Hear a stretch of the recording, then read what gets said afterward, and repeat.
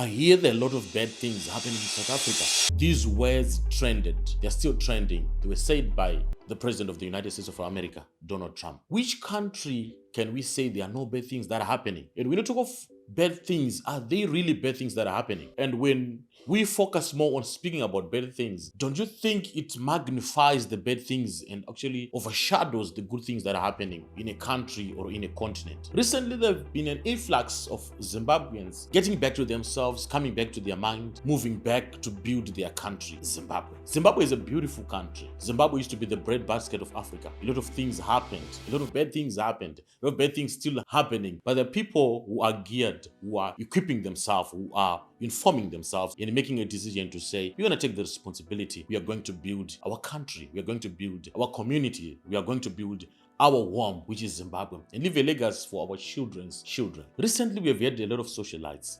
We've been posting and documenting their journeys as they move back to Zimbabwe.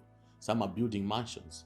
To you, when you look at it, when you consume this content, is it content, is it pressure, or it's inspiration? To some, it's a wake-up call. To a person like me, I begin to sit down. Sometimes you have sleepless nights. I don't know if I'm being inspired or if I'm being pressurized with these movements and with these achievements that few others are doing, yet my life seems to be stagnant. But I think that's the nature of life, whereby you need to sit down with yourself. Just also see what others are doing, because you can live a life in a corner and not be aware of what's happening on the ground or what others are achieving. Yes, they might be doing more than you. That should not come as pressure, but it should actually come as inspiration. In Zimbabwe, there's a guy who has changed my mindset. There's a man who has changed the way I see things. There's a man who has just given me a wake-up call. This man is Kenny Shappe. He's the CEO of Westpro, a company that is building houses in Zimbabwe. Okay, let me not talk about him for now, but let's go back to the realities of things that are happening in Zimbabwe. I'm going to say things that I've said before. I'm not going to go back and begin to explain in detail, but let's talk about the realities of things that are happening in Zimbabwe. Zimbabwe is not right. The situation in Zimbabwe is not perfect. There's still bad connectivity. The internet is still very low. You can't make money if you don't have money. You need capital to make money. If you are poor, you can remain the poor of the poorest. If the people in the rural areas are still where they were when we left them 25 years going to the diaspora, there are certain bad things that are happening. That's the reality. The road networks, there are some areas that are not accessible. The corruption, the corrupt people in almost every institution. There are bribes being exchanging hands here and there. These things that are not only happening in Zimbabwe, they're happening in South Africa, they're happening in Mozambique, they're happening in many different countries. It's happening on a day-to-day. Is it normal? No, it's not normal. We need a world where there's no corruption. We need a world in a country where there's development that's taking place, where the road networks are improved, where there's connectivity. But despite all those things being there in Zimbabwe, we have the responsibility to go and build what we see as not being right. So my question is, who is going to change those things that are bad? Who is going to change and build the nation of Zimbabwe to be the perfect nation that we want it to be? So this guy, Kenny Shappe, 8 years ago, he started doing YouTube videos. I was on his YouTube channel saying this guy, this Manawevu, this son of the soil, this white guy, who has a history that you can check on the internet, saw opportunities in Zimbabwe, saw that there is something that can be, he saw an opportunity to bring Dubai into Zimbabwe. I was listening to him when he had a conversation with Trevor, where he was talking about a deal that he did with the city council, with the government, where he constructed the airport road, and in return he got land.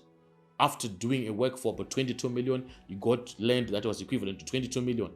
Right now we can see mansions being built, communities, gated communities. Something that we have never seen before is happening in Zimbabwe.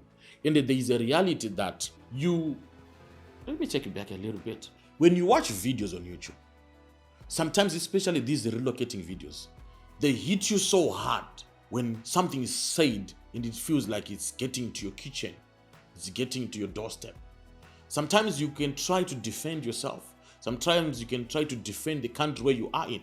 So I was watching one video yesterday of a guy who was in the UK was saying the UK is perfect, things are well in the UK, and the UK has never changed. What changed was the dollarization in Zimbabwe.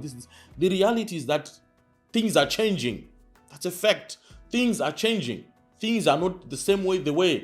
I've been in South Africa for the past 16 years, now going to 17.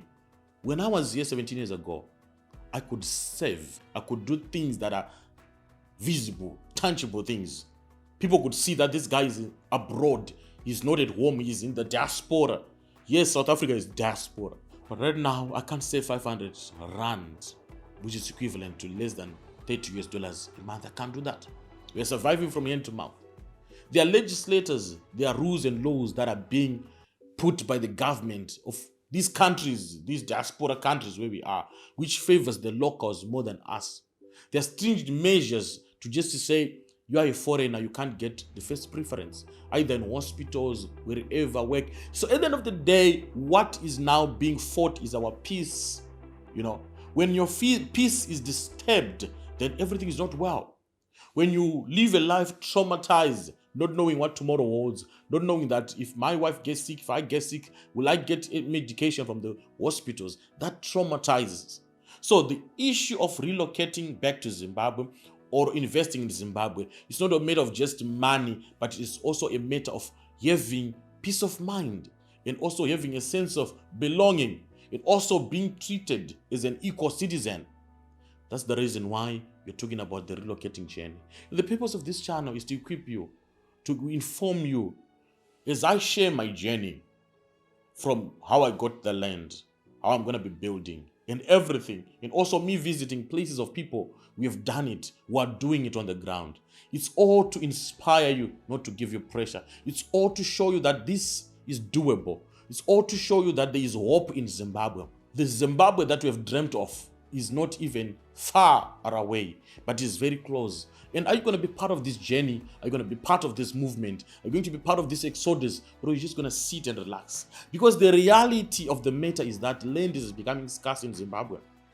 There's no land in Harare right now as we speak. Are you going to remain there in the diaspora and say, as long as I'm surviving?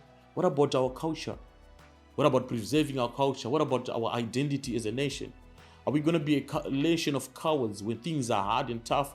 We go to other countries.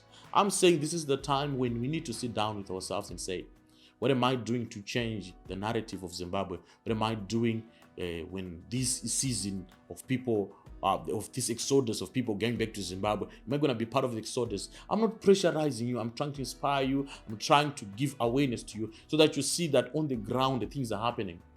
Dubai is coming to Zimbabwe. All that you've been seeking far away from in other countries is coming back to Zimbabwe. But make an informed decision. Make sure you have a stable source of income. Put one foot in Zimbabwe right now while you're in the diaspora. Use the diaspora as a place to get capital, as a place to raise money.